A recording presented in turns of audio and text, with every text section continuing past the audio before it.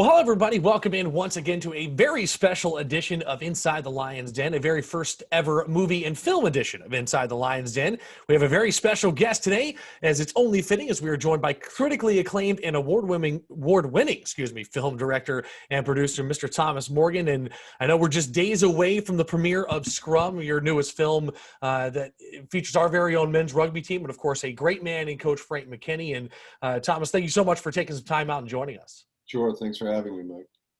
Absolutely. Well, again, I know it's got to be. I don't know if it's crunch time in your life right now or what it is, but with the premiere coming up here in just a matter of days, really, what does that week look like beforehand? So, I mean, we've actually pushed it back a little bit, but I think I think best described as like your child, right? Like you prepare and you get it ready, but you have to also let it kind of take its own path. And so this film definitely feels like that. And so like to you also wait with anxious anticipation as to how the world will see your work, and I think like it's like any other art, right? You put it out there, and usually you put it out there to a certain amount of critique and criticism, and then a certain amount of adulation. So you just hope for more than one of the other. Yeah, I can understand that. Yeah. And it's kind of the not knowing one way or another, but at the same time, I feel like, you know how much work you've put into this and every film that you do. So it's got to be an exciting time more than anything. Well, I think it's more about it, the team that you assemble as well. I think, with this particular film, like we got, Corey Withers, the daughter of Bill Withers, did an original song that's for this film. Pierre Charles, who had just finished Space Jam, worked with Corey on this song. Ken Joseph did the score throughout the film. I mean, we had a really incredible team that kind of came around it because they were so inspired by the story, and I think so inspired by Frank and his work and his commitment. And so I think all of that adds to a feeling that everything's gonna be amazing, and that people will love it, because I think as opposed to a lot of directors, I will really take and consider and welcome the input or the pushback or the it doesn't convey the way you think it does. And I think the hard part about documentary film too is, the people in the film so well by the end that it doesn't always mean that the backstory that is conveyed. So you're always trying to kind of regulate, like, I know and love this person that's that's in the film, but is that conveying to the audience the way that I think it is? And I think that's what Michelle Marion is a producer of mine. She we have a lot of very spirited conversations about what goes in and what doesn't go in, and at the end of the day, it's 2 years of work that makes 75 minutes of content. So you hope it all comes out as planned. It's so funny. I feel like that resonates with me more than anything, just kind of, seeing it from the sports side of things, how much work goes into something that, ends up, like you said, 2 years of work into 75 minutes on a screen, and it's an amazing thing. But, you mentioned it briefly there, talking about, the documentary lifestyle being that real life cinema, if you will, and kind of, showing the backstory of a lot of things. And, I know you went into Scrum looking at it one way, but then I think came out looking at it a different. I know I read what you had written as your director's note on the website. So, can you talk a little bit about kind of what your process is and really, where does your passion for filmmaking come? Because I know you got in the business a little bit different way, correct? Yeah. So I think, to address the first part first, I think, I was told really early on in my filmmaking career by a friend of mine, if the film ends the way that you think it will, you've done something completely wrong. So, I think the idea of just kind of letting it go and following kind of the journey and not trying to control it, not trying to make it what you think it should be, but letting it be what it is it's the most difficult part, but it's also I think the only way that you really achieve an authenticity to a story and to a person in the story. And and yeah, I think for me, I did come to filmmaking later in my career, but I always knew like that was what I wanted to do. Sure. Like when I was a kid, me and my friend Joey went to the movies every Saturday, like literally every single Saturday, no matter what was playing, and sometimes I like it. inappropriate. And I can't believe like they would let us in, but when we were just kids, and I would make movies I would steal my dad's Polaroid and move characters and make little movies out of the stills until he found I out and love it. told me how much the film cost and took the camera away. And even now, I buy a bunch of 8mm films on eBay and I go through them and I'm flipping through people's like family movies, and I'm actually trying to put together kind of a film about how much more we are alike than we are different through other people's like family movies. But I've got like, I Sure. don't know, 1,000 8mm family movies. So, That's amazing. I've just loved the cinema, and I love film because I love the the stories that are told for me are much more real than reading a book or reading an article, or and it's all of the in between. It's not the words that they say, it's the face that Sure. they wear when they say it, or the face that they wear when they say nothing at all.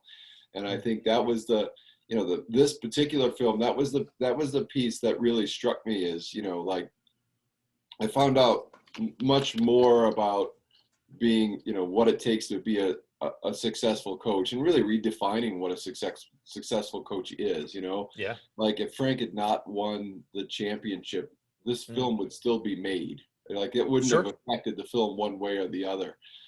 Just the ending would be different or whatever. But I think like a lot of times, like you kind of go into it hoping that you find these really rich and authentic stories, and Yeah. this was just full of them. There was so many that it was hard to pick. The Yeah. players on his team and where they come from and why they do it and why he does it. I mean, it was all really it was amazing. It was really great. Well, you nailed it right there. It's kind of a good problem to have, is there's so many things, but also then it's like, okay, how do I narrow it down and choose which route to go and which ones That's to right. feature? But at the same time, I've had the pleasure of talking to both Coach McKenney. Funny enough, he was my very first interview I did when I got here on campus. And of course, I've had a chance to talk to some of his players over this last year, albeit with COVID and all that kind of stuff. But, it is amazing the young men that he produces when they leave here, through all the adversity that they face both on and off the field. It is amazing to see what he's able to do with young men that maybe didn't think they'd have that chance going into college, whatever it might be. So, we'll talk more about that here. But, can you talk a little bit more about kind of your ideas with filmmaking? Because I know you look, like you said, you may not go into it with one idea, you go into it with one idea, come away with another. But I know you really look for those human interest pieces. And I know that's a big, or I mean, in terms of, what you like to film and the films you like to make, can you talk about what your style is, or, what it is about it that you just find a passion for? Yeah, I don't know that I've ever tried to confine like a style or I think I'm always drawn to stories of people who struggle. I think I'm always Mm, drawn to kind of these underdog stories. I also think those are really relatable. I sure. think what's Yeah. really unfortunate about film right now, and about especially the streaming services, have kind of like taken over, right? So Hmm. if you go to a film festival and Netflix has 10 of their films there, you're like, well, is this really an independent film festival anymore? But Fair enough. also, like, you know, it's become very algorithmic, like in that we will see more Tiger King because people are watching Tiger King. You'll see Marvel, Sure.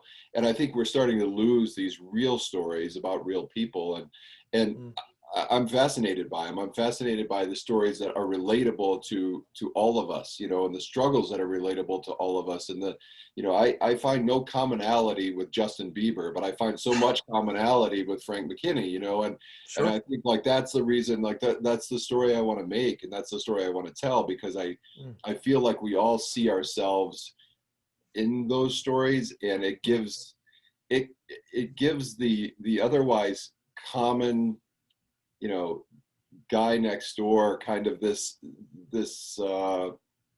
I don't know. There's something to those people who do extraordinary things, Sure. kind of without looking for extraordinary, extraordinary outcomes for themselves. Yeah. And I think that's what I love, and those are the stories that I love, and I feel like that's really Frank. Like he Yeah. didn't when I started making this film, he's like, I mean, really, you think this is a movie? I was like, yeah, I think this is a movie. And he's Sure. like, I don't see it. I was like, you will, and I think like over time, then he's like, wow, this is really a movie. So uh, I love those stories. And I think too, I don't know, the way that this film is coming out, Mhm. we set out, and it was kind of the usual suspects to go Sure. to Amazon and Hulu and Netflix, and talk about putting something together. And I heard more than one time that both with an agent and with one of the streaming services, we love this movie, but it's not big enough. It's not big enough. And meaning that there was no celebrity element to the I film, and I got was you. just like, yeah, but most of us, That's there's a lot of not big enough, and yeah, so I sure. thought, well, maybe we can try something different, and maybe we'll put it out in a different way. So literally the way that it's coming out is in a way that has never been done before, and it'll come Mm, out through, through nonprofits and organizations that really, are committed to the work that Frank is doing. So that's amazing. and I think like it feels like exactly the way it should come out. Like the film feels like it Absolutely. really reflects the team, in an underdog kind of way, and Hmm. unsuspecting, and we'll see. I mean, Sure. Under Armour and World Rugby and USA Rugby and NAACP are all on board to help push this out. That's And amazing. for me, like I think instead of going through the funnel or through the filter of a Netflix and them deciding what an audience wants, like this way we'll just get to decide. Like the audience will get to Absolutely. decide. We want to see it or we don't want to see it. And I think that the early indications are they probably do. Like I feel like the movies like Hoop Dreams would never be, if I mean, Yeah. obviously, Steve James now everybody knows who he is because he made Hoop Dreams. But Sure. if you did that same film right now with a first-time filmmaker, nobody would take it. Nobody would pick it up. And it's That's like insane. legend. It's legend Yeah. in filmmaking, but it doesn't have a celebrity element to it. So it's really strange how we've kind of progressed to this point. But we're going to see if maybe there's something different. Hey, I love that, and I'm a huge Hoop Dreams fan, so I love that you brought that up. But and that's just such an interesting way to look at it. And I know, you know, you talk about. I look at it and just see your films really resonate so well, and a lot of it has to do with what you're saying in terms of making it relatable for folks that that underdog mentality, because there's a lot more of those than there are of people on top nowadays. And so looking at this film, and you talk about your relationship with Coach McKinney. I mean, I know you've known him for years, but I have to imagine when you put a film together like this, it starts to make you understand him, even though you may have known him for years and years. You got to know him in a much different way, and kind of strengthen that relationship. And then I'm assuming that translates onto the film as well. Well, I think first, I'm so humbled that he let me tell the story in the way that he let me tell it, because he has said repeatedly, I wouldn't let anybody else into my life like this. He's a pretty private guy, Sure. but Yeah. I did get this kind of access because of our relationship, and we had a lot of conversations that over a long friendship that we've never had before, about race, about the way that things are structured, and about the struggles that he has all the time that I've never recognized, because as a white man I've never had those same struggles, and I think Mm, like there's something to all of that that for me was pretty eye-opening, and it really forced these conversations that we've never had, yeah. and like you being the only male black coach, at Queens, like there's a Hmm. struggle there, and even though anybody can say, well, we make it the same for him, only he only he can see it through his lens, you know. And I Sure. think that's the reality of rugby in general, right? There's a Hmm. push for diversity in rugby, but it's typically been a pretty white sport, you know. So I think Absolutely. all of those kind of things, like kind of to me, were very eye-opening to see not only what he's trying to do for these kids, but also like what he is pushing on for, and many times, um, and many times just really unappreciated, but also very, very much, you know, like I don't know.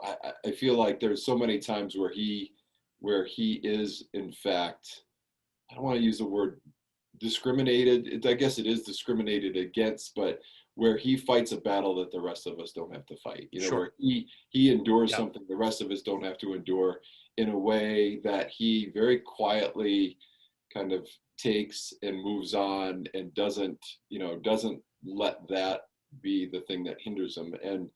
And I have just such great respect for that.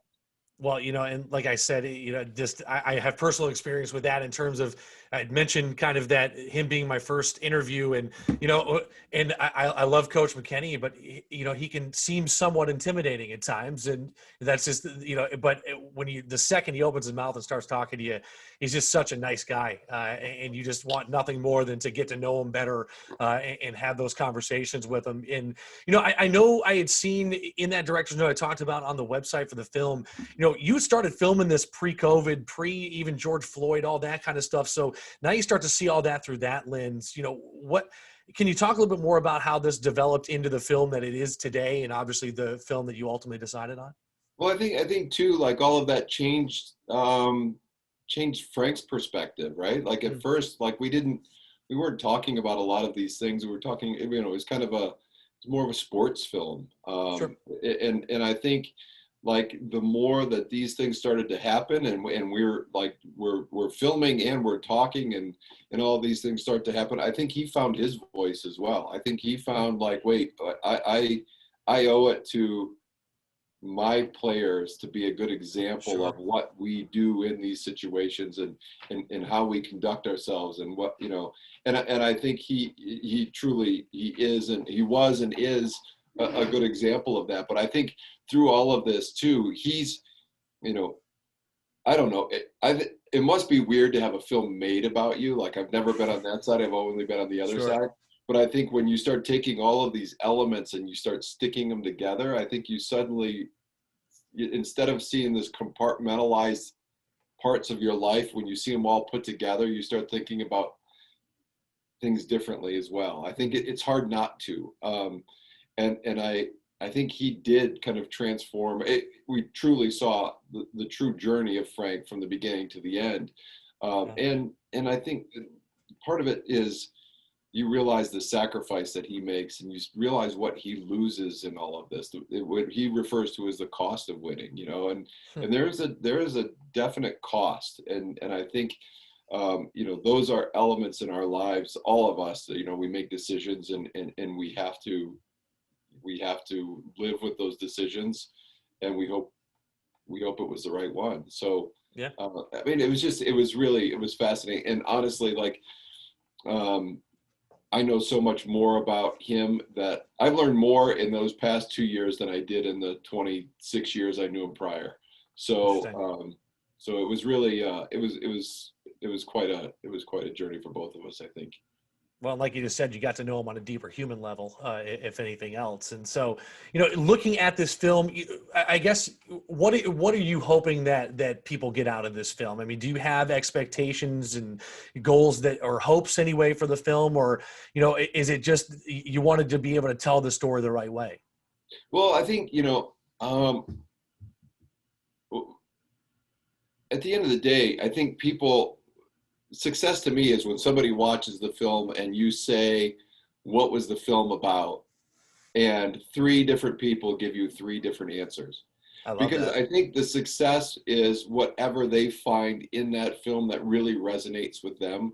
And I think for this film in particular, some people, may see it as a sports film. Other people may see it as a father-son film, or some people see it as a relationship film or whatever.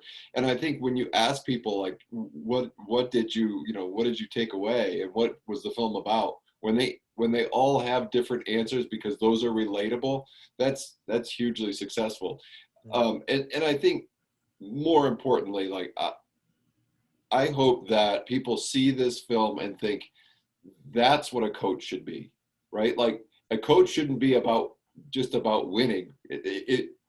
Frank said from the onset, I didn't come here to win games. I came here to make young men better. And Yeah. I think like he would sacrifice winning a game to do the right thing. He would sacrifice winning a game to teach a real life lesson. And usually people who say, I don't care about winning, it's because they're not winning. So to see, Yeah. to see somebody who actually does win and that does Yeah. get better and their team is amazing, but that's still their mentality. I think that's really special. And I feel like we should all search for coaches that care more about our kids than they do about the game, and Absolutely. I hope that resonates on a lot of levels, because there's a lot of great coaches from little league all the way up to the professional level that care more about their players and more about than they do about winning. But I don't know that that's always recognized, especially in Sure. the sports Absolutely. world, of like the human element of what they've done to affect people's lives. Yeah.